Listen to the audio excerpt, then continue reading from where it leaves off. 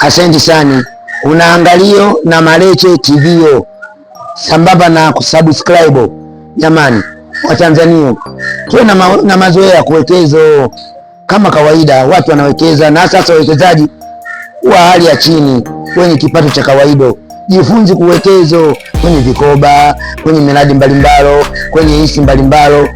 Ndio kipindi chetu mahususi, tunajifunza kuwekeza. Maisha kwenda mbele ni kuwekeza, bila kuweka kidogo kidogo uwezi ukajikomboa siku ya shida. Kwa hiyo na Maleche TV inakazania sana kujikwamua katika uchumi, katika njia ya kuwekeza. Tuwekeze wa Tanzania, kuwekeza ndio maisha yenyewe.